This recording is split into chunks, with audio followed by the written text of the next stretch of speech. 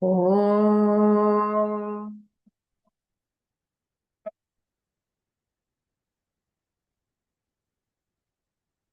Om.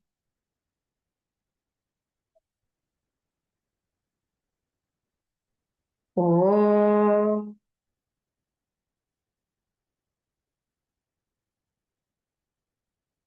Om Sahana Vavatu Sahana Bhunaktu Saha Viryam Karavavahe Tejasvinavadhitamastu ma vidvishavahe. Om Shanti Shanti Shanti. Vakratunda Mahakaya Suryakoti Samaprabha Nirvignam Kuru Me Deva Sarvakaryeshu Sarvada. Saraswati Namastubhyam Varade Kamarupini Vidyarambham Karishyami Siddhir Bhavatu Me Sada. Samasta Jana Kalyane Niratam Karunamaya Namami Chinmayam Devam Sadgurum Brahma Vidvaram Mukam Karoti Vachalam Pangum Langhayate Girim Yatkripatamaham Vande Paramananda Madhavam Paramananda Madhavam.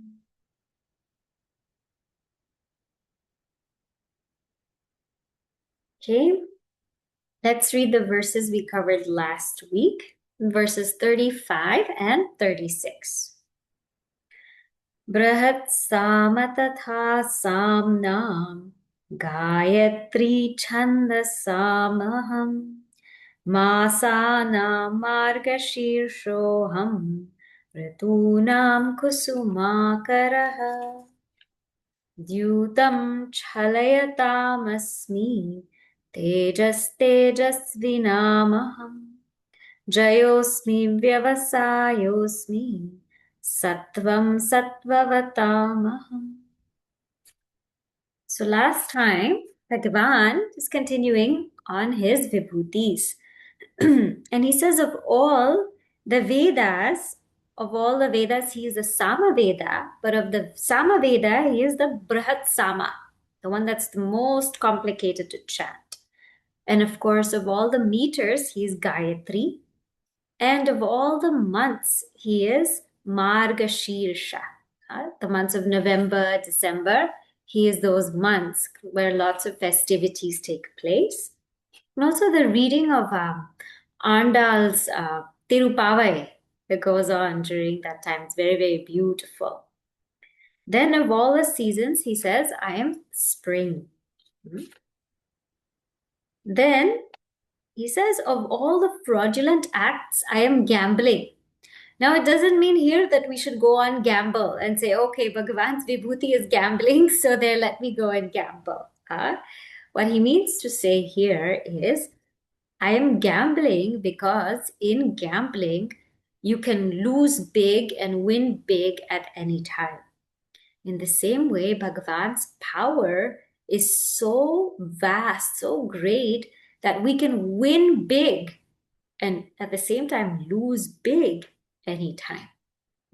That's the similarity. Not that we should go and gamble, but that similarity should be understood. Then he says, I'm the splendor of the splendid, those who shine with brilliance. That is due to Bhagwan's glory because they're tapping into Bhagwan. He says, I am victory. And we talked last time about how even in failure, there can also be victory. I am resolve, vyavasayaha. I'm firm resolve when people are able to decide, to determine things, because then life becomes easy. When we keep shifting and our mind is fickle, we don't really do too much, or we can't do too much. And he says, I am goodness of the good. I am that sattva. Now we're continuing on here. We're on verse number 37. Vrishinam Vasudevosmi. वृषीणां वासुदेवोऽस्मि Pandavanam Dhananjayah. पाण्डवानां धनञ्जयः Muninamapyaham Vyasah. मुनीनामप्यहं व्यासः Kavinam Ushana Kavihi. कवीनामुशना कविः Rishinam Vasudevosmi. Pandavanam Dhananjayah. Muninamapyaham Vyasah. Kavinam Ushana Kavihi. So here he says, among the Vrishnis, among the lineage of the Vrishnis, I am Vasudeva. Vasudeva here means Sri Krishna. Pandavana, amongst the Pandavas, I am Dhananjaya. Dhananjaya here means Arjuna. Munina, among the Munis, Api Aham Vyasaha, I am Veda Vyasaha. Kavina, among the poets, I am Ushana Kavihi, I am Ushana, the seer. So here, very beautifully, he says, I am Sri Krishna. Among the lineage of the Vrishnis, I am Sri Krishna. Vasudeva means the son of Vasudeva, and it means that who dwells in every single being. So why is he Sri Krishna? What is so glorious, so great about Sri Krishna in this Vrishni clan? The first glory of Sri Krishna is that he is a Purna Avatara. Avatara, we know, when the unmanifest Lord becomes manifest, that is called Avatara. When the unmanifest becomes manifest for the sake of all humanity. And there are several ways that Bhagwan can become manifest. Sometimes just a part of Bhagwan becomes manifest, like in Matsya, the fish, just a little bit. Or in Varaha, the boar, just a little bit. Or in Narasimha, the man lion, maybe half. But it is said in Sri Krishna's avatara, it's a full, complete avatara where all divine manifestations can be seen. See, Sri Krishna studied the 64 kalas or 64 forms of art. So he knew everything. He knew history, he knew science, astronomy, he knew music, dance, literature, everything. So all the kalas were manifest in Sri Krishna's avatara. And that's why he is exalted. He's a vibhooti. And also, Sri Krishna represents Tat Pada. See, in our Mahavakyas or in our statements of infinitude, our divine statements, there's a statement called Tat Tvam Asi, means that thou art, right? And when we refer to Tat, the word Tat, it is referring to Ishvara. And when we refer to the word Tvam, it refers to Jiva or the individuality, and Asi, the essential oneness between the two. When we look at Sri Krishna's avatara, he is the avatara that exemplifies the word Tat. Because in his avatara or manifestation, how Sri Krishna was with Arjuna was he was available for Arjuna to surrender. In the sense that Arjuna, we all know Arjuna chose him as the charioteer, and he took care of everything for Arjuna. Arjuna didn't have to make his own decisions. He didn't have to really think too much for himself. He didn't have to plan too many things. He just said, Shri Krishna, you drive and you lead the way, and I will follow. Whatever your instructions are, I will follow. So here, Shri Krishna drives his entire life. and teaches us the path of surrender. Now, when we look at Sri Rama's life is Twampada. Twampada in the sense that it's all about self-effort. It's all about self-effort because when Sri Rama went against Ravana, he didn't even have a chariot. He didn't even have a chariot. And Vibhishana said, how are you going to fight Ravana if you don't even have a chariot? And he said, well, I have the chariot of virtues, courage, strength, truthfulness, single-pointedness, etc. So there, it is all about self-effort. So both avatars are very beautiful. In this particular verse, we're glorifying Sri Krishna's avatara, and the glory of that is he is that avatara where he teaches us divine surrender, because everything is completely in his hands. Another thing about Sri Krishna is in his avatara or manifestation, there's what we call madhurya bhava. There is the emotion of sweetness. With other avatars, you can't really dance with them. You can't really dance with them. You can't really sing with them and, move around with them. But you know how Sri Krishna was. He was playing his flute. He danced with the gopis. He did Ras Leela. I mean, that was the kind of sweetness that was exemplified in his avatara. With other avatars, you can't really feed them, right? You wouldn't, except of course Shabari ji, she fed Sri Rama. But in Sri Krishna's avatara, everybody's feeding him. Everybody's feeding him. So it's a very playful, sweet, fun-loving kind of avatara. That brings out the glory of Sri Krishna. So many children can relate to him easily because he was naughty. Sri Rama was very good. Bhagavan Shiva was very silent, but Sri Krishna was quite naughty. Then, also in Sri Krishna's avatara, of course, we got the Bhagavad Gita. So he in himself is a great vibhooti. It's a great, great vibhooti. And of course, we can keep thinking and thinking about how glorious his life is, how he just always, always smiled no matter what. He was born in prison, and from the moment he was born, he was threatened. His life was threatened, and he had to defeat so many, many people.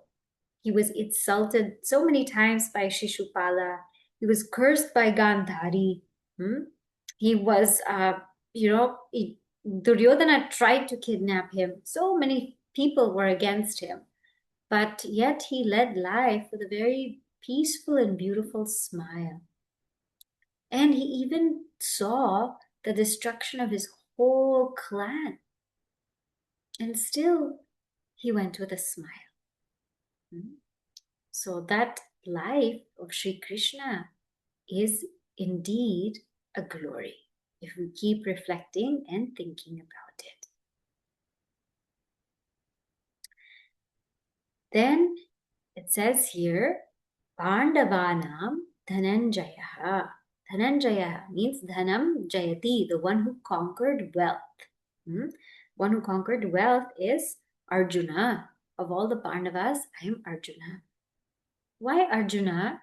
Well, we already know that he chose Sri Krishna as his charioteer. So that is a top one reason, Arjuna, because he chose Sri Krishna. Also, Arjuna was very focused. I'm sure you all know that story of the eye of the bird, when Dronacharya was asking them to hit the eye of the bird. And everyone said, when Dronacharya asked them, what do you see? They said, I see the trees, I see the leaves, I see the branch, I see the bird's body. But Arjuna said, I only see the eye of the bird. He was very, very focused, and only he was able to hit at the eye of the bird. So this reason also, this is Bhagavan's vibhooti, but another reason is, see, even if Arjuna was glorious and He was focused, he was strong, he was a warrior. He chose Sri Krishna. Arjuna was very honest. He was very honest. For some people who are very good at everything, uh, they tend to put up a front that they know everything, they're so amazing, they're so wonderful. But Arjuna was so honest with Sri Krishna and said, I'm so confused right now. In chapter 2, I really don't know what to do and I'm breaking down. He was honest and he was not afraid to show his weakness in front of Bhagwan. Even if he was the strong warrior Arjuna, he was not afraid to show himself in the face of Bhagwan. That's why he's a vibhooti, because he made himself malleable. He said, now you please fix me. You guide me because I don't know what to do. That is a real glory. That's a real glory. Because only when we expose our weakness and when we become aware of our weakness and we seek that guidance and help, then we can be lifted. So of all of the Pandavas, he says, I am Arjuna. Then he says, Muninam, of all the Munis, we have great Munis, Mananashila, those who are very, very reflective, the sages. I am Vyasaha, I'm Veda Vyasaha. Now, so many things are there about Veda Vyasji, and we also talked about this before. So today I want to share with you a nice shloka about the glory of Veda Vyasji. Okay, so let me share my screen here. It's a famous verse, and it says here, Achaturo Vadano Brahma, meaning he is Brahma Ji, the creator without the four heads.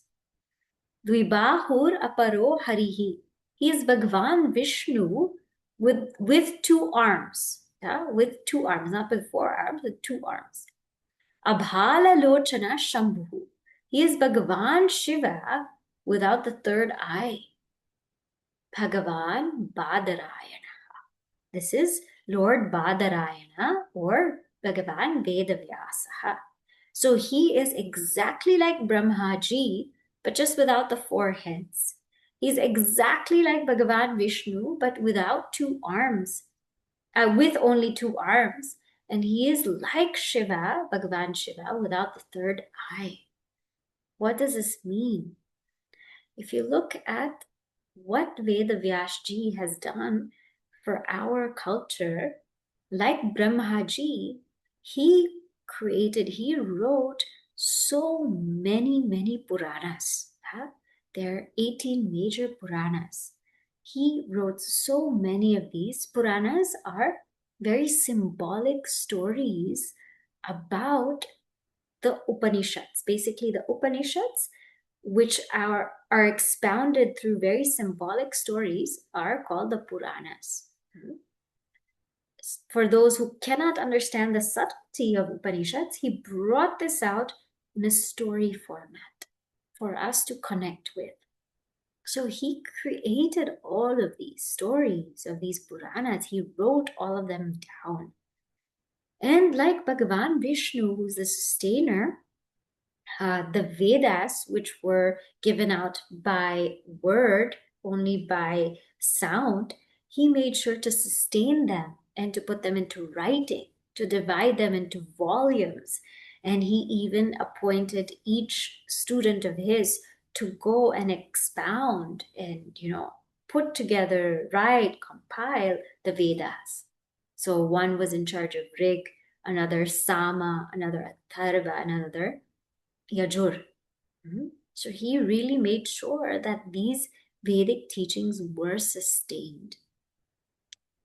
And also, he was the one who put Sri Krishna's words together in poetic meter in the Bhagavad Gita. Without Veda Vyasji, we wouldn't have this at all. We wouldn't even be sitting here. And just like Bhagavan Shiva is really Bhagavan Ved Vyasji, who we honor as Guru, you know. Bhagavan Shiva is Adi Guru, we say. And after him, we honor Bhagavan Ved Vyasji. And that's why in Guru Purnima, we celebrate Vyasa Purnima, because he's the one who really helped us to continue this parampara or lineage. Without him preserving our scriptures, without him expounding upon them, sharing them, propagating them, writing about them, we wouldn't have any of this today. And without him also living such a pure life, we wouldn't have this. So everything that we owe is really to Bhagavan Vedavyasji. So Sri Krishna says, I am him. You can look at me, look at my glory in Vedavyasji. And as I was thinking of Vedavyasji, now we go to like ChatGPT or Gemini or something to get all kinds of information. And it's all programmed and it's calculated and everything. But we in our culture had a live person who knew everything. That was Vedvyasri. He knew everything, right? I mean, he was such a brilliant mind that I don't think there's any mind that can be compared with that. So we were way more advanced than what's happening now. And he says, Kavi Nam. Kavi means Krantadarshi. Krantadarshi means the one who's able to see into the future. There are saints, sages, Mahatmas who can see into the future. And one such person known as Ushana. Ushana is also Shukracharya. Shukracharya was the teacher of the asuras, of the demons. He was a teacher of the demons, but he was a great seer in that he could see the future without any obstacle, without anything preventing him. He could see, he could transcend space and time. And so much so that he even knew the knowledge of bringing the dead back to life. It's called Sanjeevani Vidya. He knew this knowledge. And so when the Devatas and Asuras had a battle, the Devatas won. But the next thing you know, Shukracharya ji, he restored all of the demons, all of the Asuras back to life with his power. So that's how powerful he was. Now, again, it's not that Bhagavan is saying be demonic. He is saying that power came from me. That power to restore people back to life, or the power to see into the future, it came from me. So here, beautifully, Bhagavan says, I am Sri Krishna, the one who is giving the Gita. I am Arjuna, the one who is receiving the Gita. I am Veda Vyasji, the one who is composing the Gita. And I am even the essence in that Shukracharya ji, who has the ability to see beyond space and time. Now, further, he's expounding on his vibhootis. We'll go to verse number 38. Dando damayatamasmi. Dando damayatamasmi. Nitirasmi jigishatam. Nitirasmi jigishatam. Maunam chaivasmi guhyanam. Maunam chaivasmi guhyanam. Jnanam jnanavatamaham. Jnanam jnanavatamaham. Dando damayatamasmi. Nitirasmi jigishatam. Maunam chaivasmi guhyanam. Jnanam jnanavatamaham. So here he says dando. Dandaha means scepter. Damayatam, among the punishers, I am the scepter. asmi. Nitihi, statesmanship asmi. I am statesmanship amongst jigishatam, amongst those who seek victory. Maunam, I am silence. Asmi guhyanam, amongst all of the secrets. And jnanam, I am knowledge. Jnanavatam, aham, amongst the knowers. I am knowledge. So scepter means like you can imagine danda, like a stick. Huh? Here, very beautifully, Gurudev writes in the commentary that the power that anybody has to sanction somebody, right, or to control someone, it lies in their either in their instrument or in their uniform. So let's say in terms of a judge, right? In terms of a judge, the power or the power ability to make someone guilty or not guilty is in this the judge's like hammer. The policewoman, their power lies in their instrument. Either it could be their gun or their stick. In, let's say, a doctor, their power lies in their stethoscope, in their uniform. Let's say a teacher, their power ability lies in their books, in the way they carry knowledge. So Bhagavan is not saying that I'm the stick or the gun that makes people do bad things. That's not the interpretation. The meaning here is that I am the power of behind all of those things. All people only get power from me. That is Bhagavan's vibhooti, that when you see that somebody has so much power, where is it really coming from? It's coming from Bhagavan. When Hanumanji goes to Ravana, goes to the court of Ravana, he doesn't say, I'm Hanuman. He says, you know that person by whose power the whole world runs, by whose power everything is created, sustained, dissolved, by whose power everybody lives. That person by whose power everything lives, everything is sustained, I am his servant. So Hanumanji introduces himself even to Ravana as the servant of Sri Rama by saying that his whatever he has is only because of Bhagavan. So the power to rule, the power to control, the power to sanction, all of that only comes from Bhagavan. All of that comes because Bhagavan has that. They've tapped into Bhagavan. There's a resource there of power. The sad fact, though, is that people in power sometimes misuse the power. So another thing we have to understand here is when you see somebody who has power, but using it in the right way, then that is a vibhooti that we can connect to. So when we see somebody, let us say who's a doctor, and is using their power and their ability in the right way, that is my vibhooti. When we see somebody in the army protecting people, using their uniform, using their equipment in the right way, then that is my vibhooti.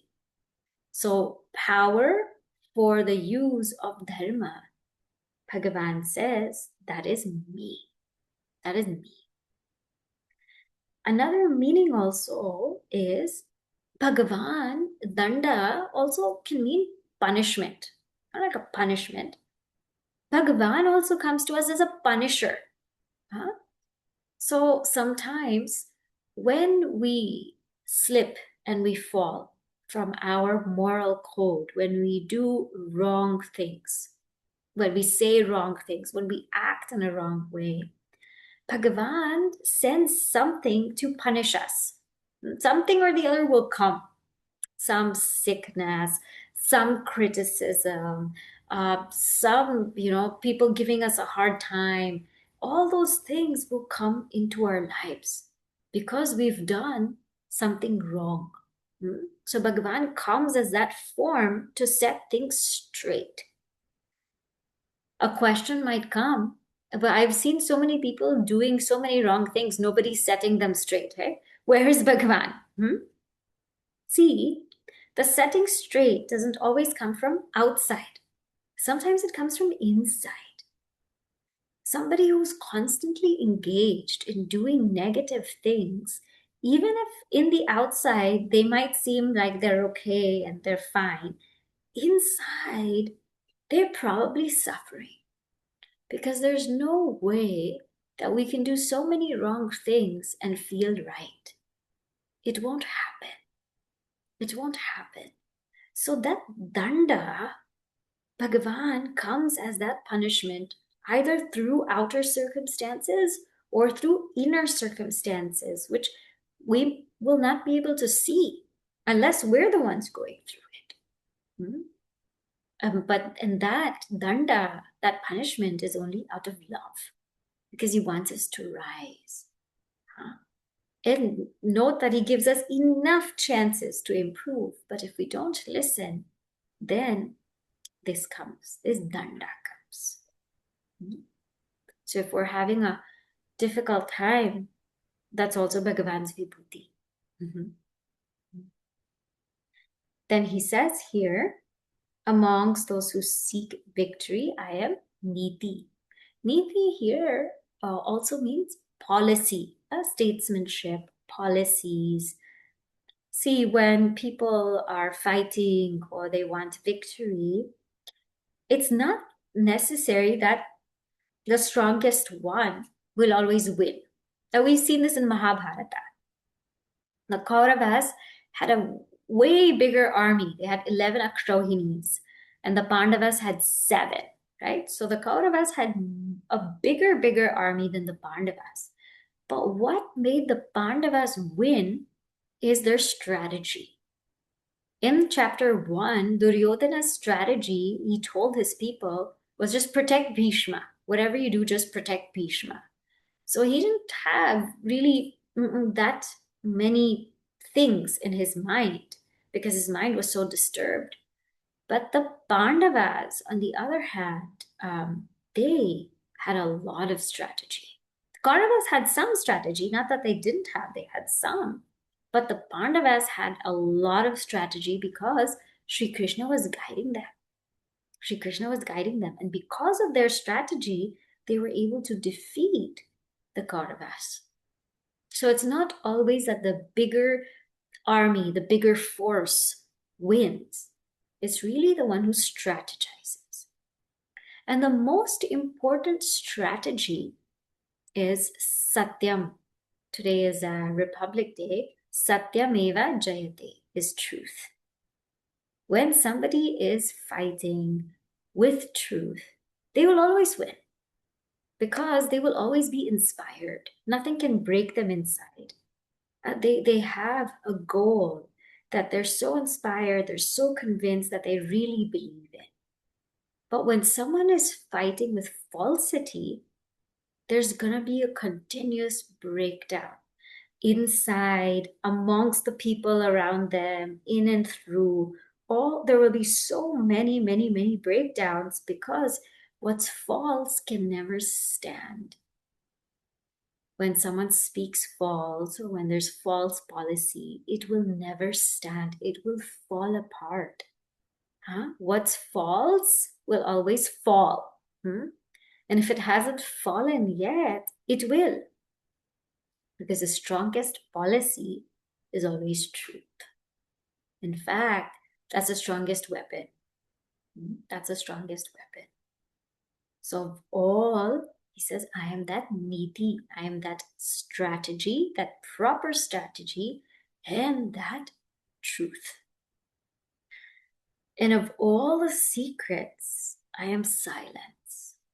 And it is very beautiful vibhooti. Bhagavan says, of all the secrets, I am silence.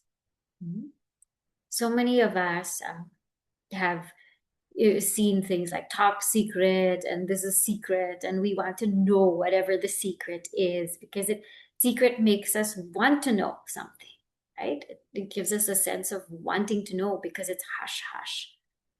But here, when we become quiet, that's when all the secrets of life are revealed to us. If you see in the Bhagavad Gita, Sri Krishna's first teaching to Arjuna was, the wise do not grieve for the living nor the dead. But when did he give this teaching to Arjuna?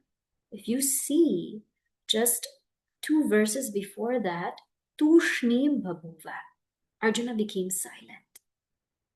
Only when Arjuna became completely silent, then Sri Krishna revealed the greatest teaching ever. So very often we say, oh, I want to know this. Why am I not getting this? Why is this not happening? Why am I not able to find the answer to this issue or to this problem? It's really because we haven't just kept quiet. When we become silent, we hear everything. Even the weather speaks to us. Even the sun, the trees, the leaves, the plants, everything speaks to us because we become available to hear their rhythm. We become available. So silence gives us that availability to tune into the rhythms of nature. And silence also gives us the availability to tune in to other people. And sometimes, when we meet other people, we keep thinking, what should we talk about?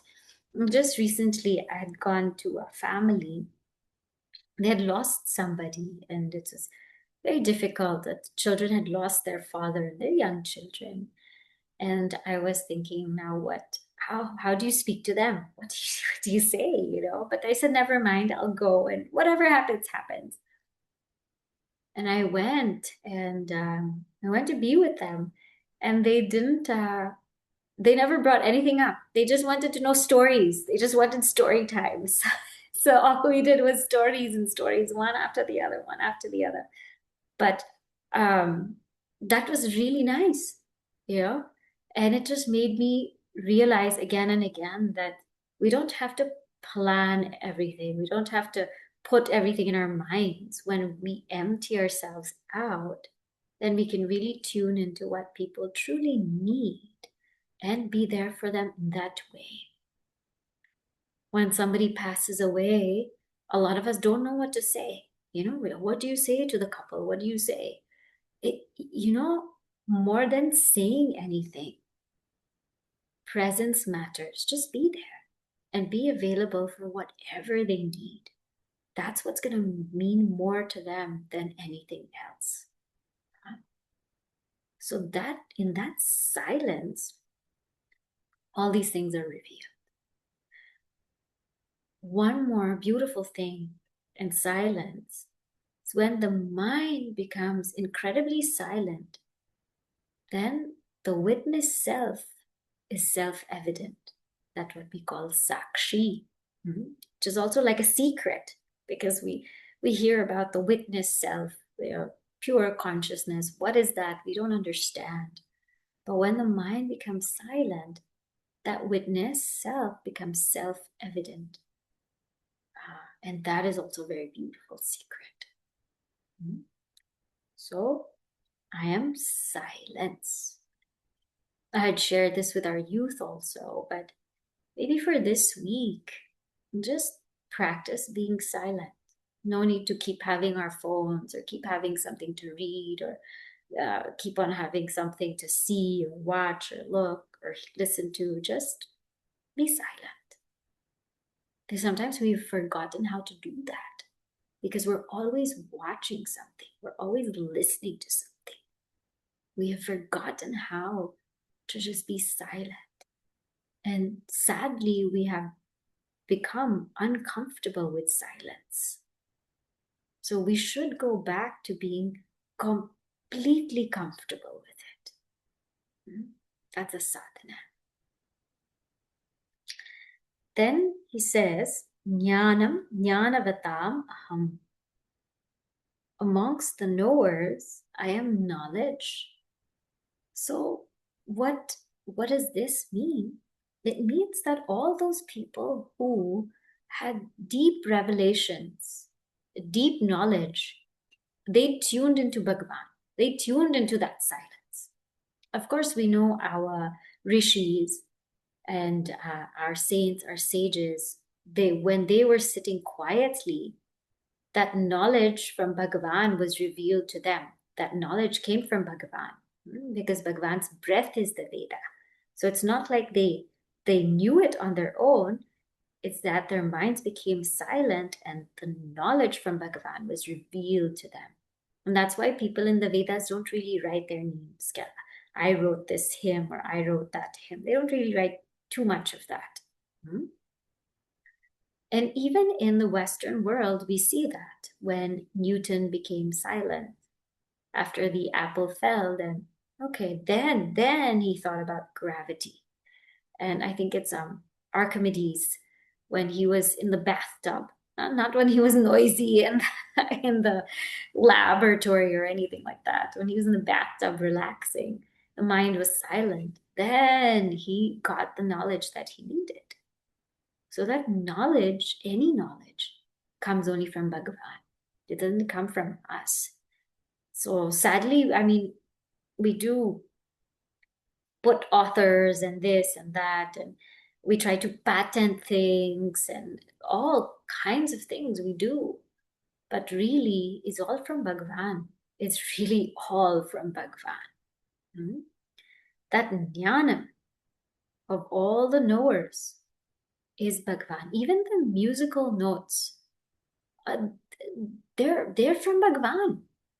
Any music is from Bhagavan. Any writing is from Bhagavan. That's his vibhooti.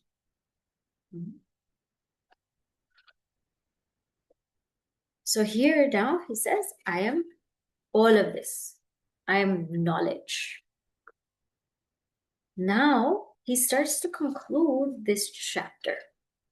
Look at verse 39.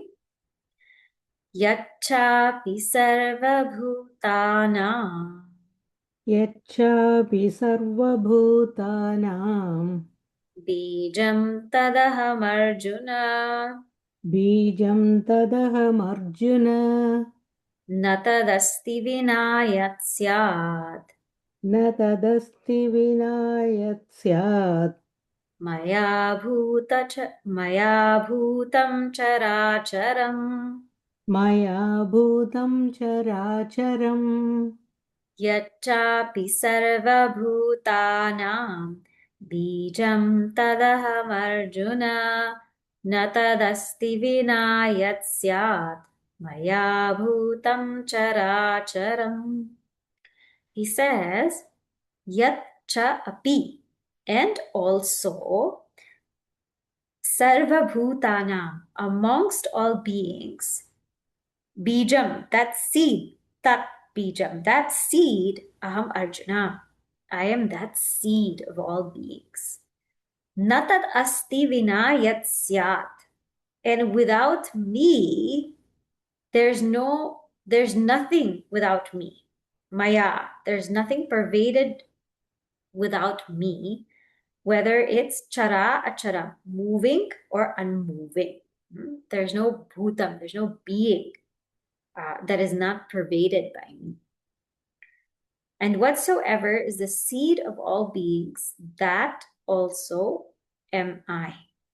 O Arjuna, there's no being, whether moving or unmoving, that can exist without me. So here, Bhagavan is putting his summary statement. He said, now I have told you all of the vibhootis that I have, all that I could tell you. Of course, I can't tell you all of them. Whatever I could mention in this chapter, I have told you. And the sum and substance is, I am really the seed of all beings. I am the seed of everything. Everything that you see, their origin is me. Their origin is me. Now, when Bhagavan says, I am the seed of all beings, the origin is me, when we think of a seed, we think the seed gets destroyed. When the seed breaks apart and it sprouts and it turns into a plant and the plant bears fruit. So we think maybe the seed could be destructible.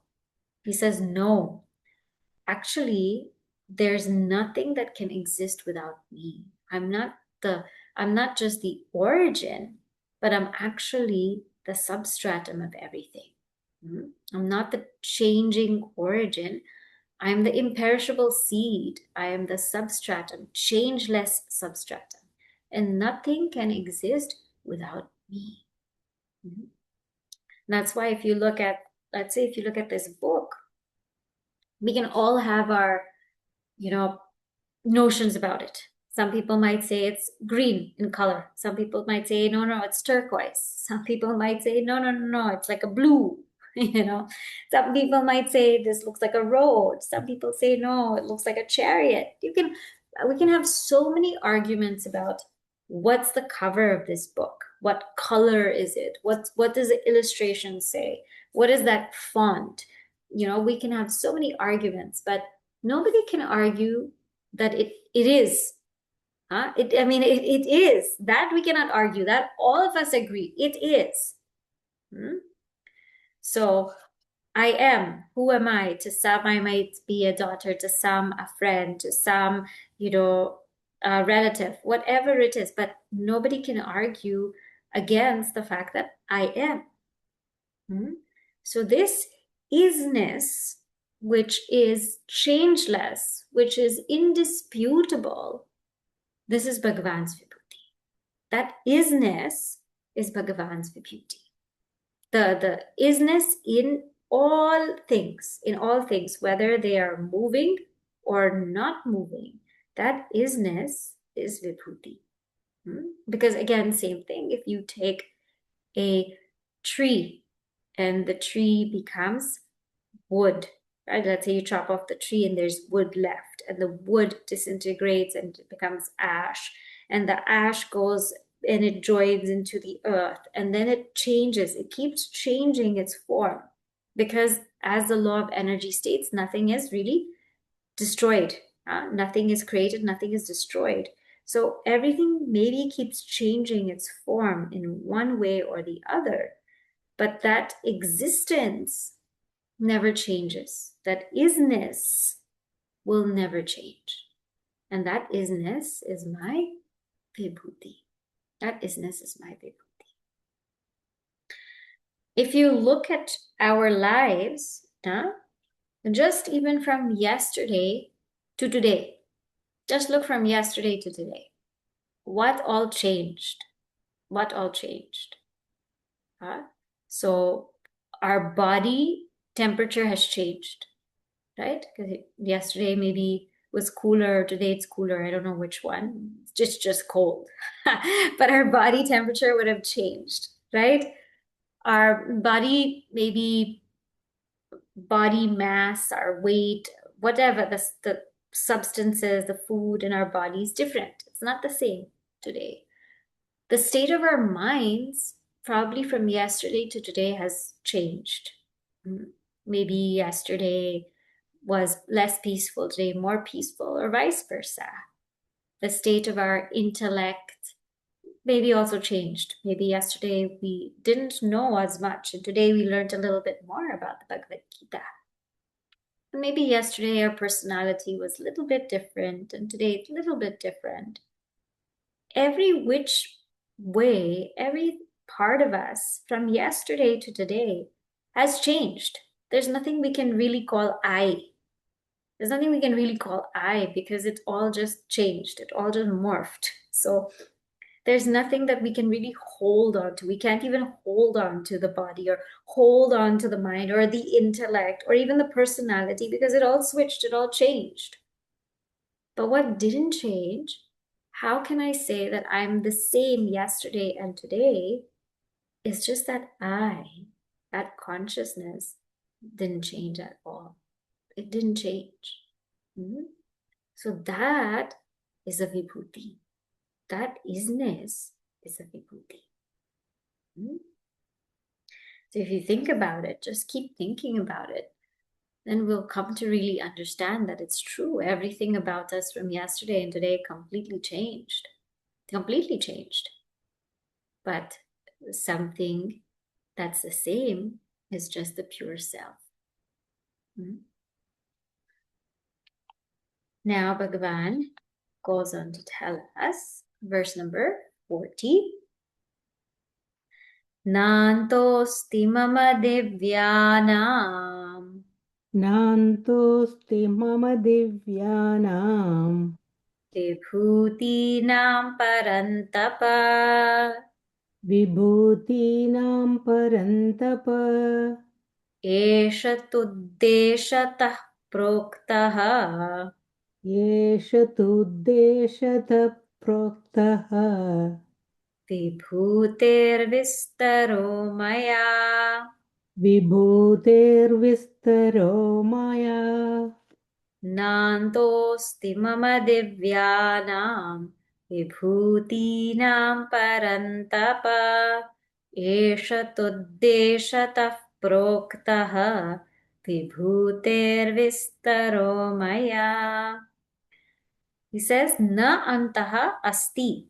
There is no end to what? Mama divyanam vibhutinam. To my divine glories, there's no end. O Parantapa, O Arjuna. Eshatu, this indeed, uddeshataha. Uddeshataha means this is a brief statement.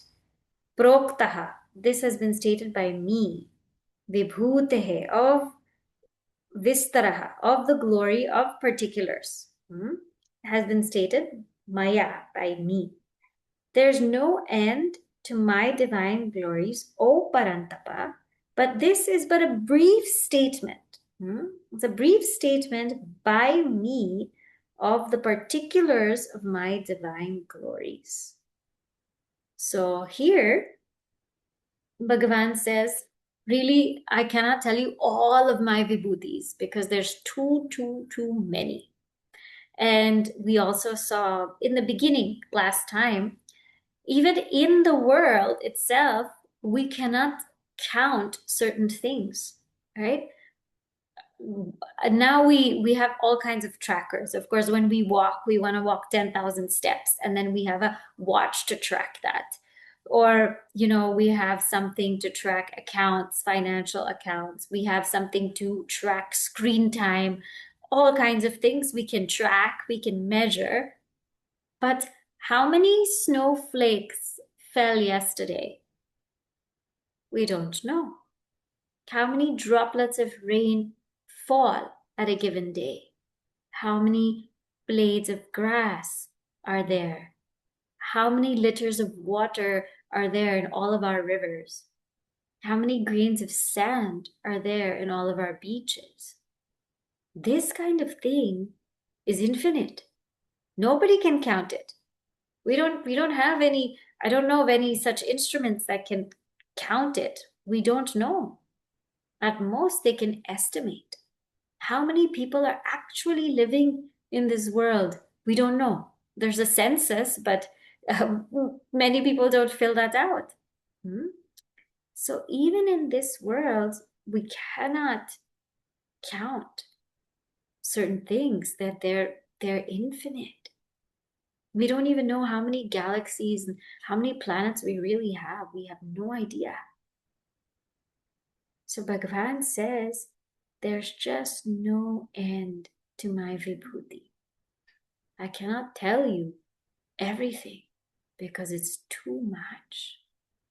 And there's no end because, remember, Bhagavan's glory is beyond words. So it really can't be described. Even if we want to describe it, it's indescribable. It's beyond words. It's beyond sight. It's beyond thought. It's beyond all of that. It's beyond any kind of instrumentation that we have. It's beyond any measuring capacity. So he says, I've just told you a little bit. And the purpose of me telling you, he says, is that so you can just keep your mind on me. Because we saw that Bhagavan exists in everything, in everybody. Bhagavan exists. But not everybody is able to see Satchit Ananda in the whole world or Satchit Ananda in themselves. So Bhagavan says these are pointers where when you put your mind there, you can think of me.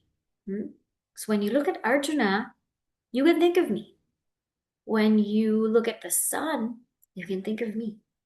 When you feel silence, you can think of me.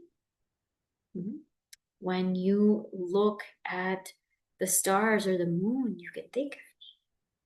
All of these places that Bhagavan has listed, Gurudev says, there's about 54 instances where he shows or he expresses his divine play. If we keep looking at them, then maybe it can take us deeper into who he really is. This is what he says.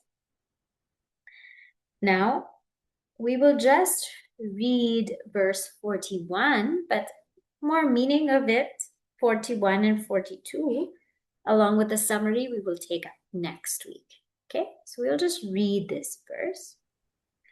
Yad yad vibhooti mat sattvam Yadyad vibhutimat sattvam Shrimad urjitameva va Srimad urjitameva va tattadevavagachatvam Tattadevavagachatvam mama tejomsha sambhavam Mama tejomsha sambhavam yadyad vibhuti matsattvam Shrimad urjitameva va tattadevavagachatvam mama tejomsha sambhavam.